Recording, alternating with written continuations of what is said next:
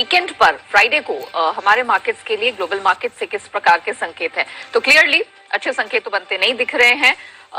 SGX Nifty की बात करें, 113 अंकों की कमजोरी यहां पर दिख रही है। 17,150 के पास एसजीएक्स निफ्टी में कमजोरी के साथ कारोबार होता दिख रहा है। एशियन मार्केट्स की बात करें तो यहां पर भी सुस्ती और कमजोरी का पूरा माहौल बनता दिख रहा है। जापानीज मार्केट 1.5%, ऑलमोस्ट 390 अंकों की कमजोरी यहां पर दिखाई दे रही है और जो मूड माहौल है वो पूरा आप कह सकते हैं कमजोरी का ही बनता दिख रहा है। डाउ नैस्डैक फ्यूचर्स की बात करें, यहां पर बिल्कुल सपाट रेंज बाउंड ट्रेड होता हुआ दिख रहा है। डाउ फ्यूचर्स महज 4 अंक ऊपर है इस समय। नैस्डैक की बात करें तो ये हरे और लाल निशान के बीच में ऊपर नीचे होता हुआ दिख रहा है। तो क्लियरली बिल्कुल रेंज बाउंड ट्रेड है और फिलहाल 10 अंकों की कमजोरी नजर आ रही है।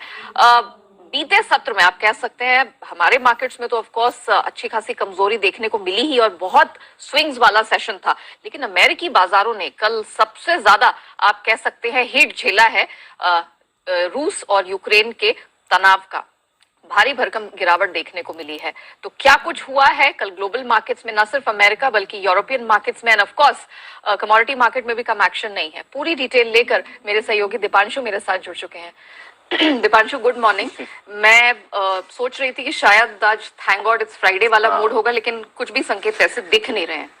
डाउ इस साल का सबसे खराब प्रदर्शन, नैस्डैक रिकॉर्ड स्तर से 15% गिर गया है।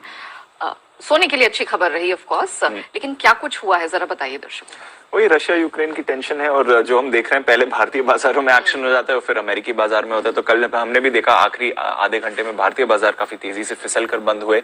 उस समय डाउ फ्यूचर्स पर भी 200 पॉइंट्स का आपको दबाव दिख रहा था। तो उसके हिसाब से देखें तो कल की 650 पॉइंट्स की गिरावट काफी खराब मानी जानी चाहिए। इनफैक्ट पॉइंट वाइज अगर आप देखें तो डाउ के लिए सबसे खराब दिन रहा इस साल का। नवंबर के बाद सबसे बड़ी फॉल आपने डाउ में आती हुई देखी। नैस्डैक तो ऑफकोर्स काफी बुरी तरह टूटते हुए आपको दिखा। 2.9% की भारी गिरावट नैस्डैक में आती हुई देखिए।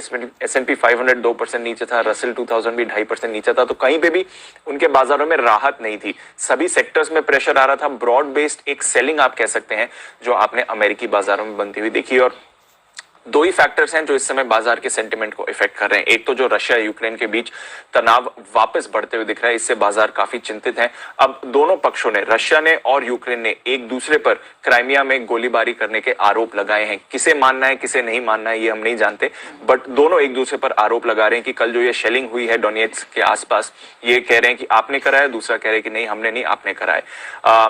अमेरिका ने यूएन में एक इमरजेंसी अपील फाइल करी है युद्ध रोकने के लिए। तो जो यूएस के सेक्रेटरी ऑफ स्टेट है एंथनी ब्लिंकन, उन्होंने यूएन में जाके एक भाषण दिया है कि हमें सारे कदम उठाने चाहिए ताकि ये युद्ध रोका जा सके।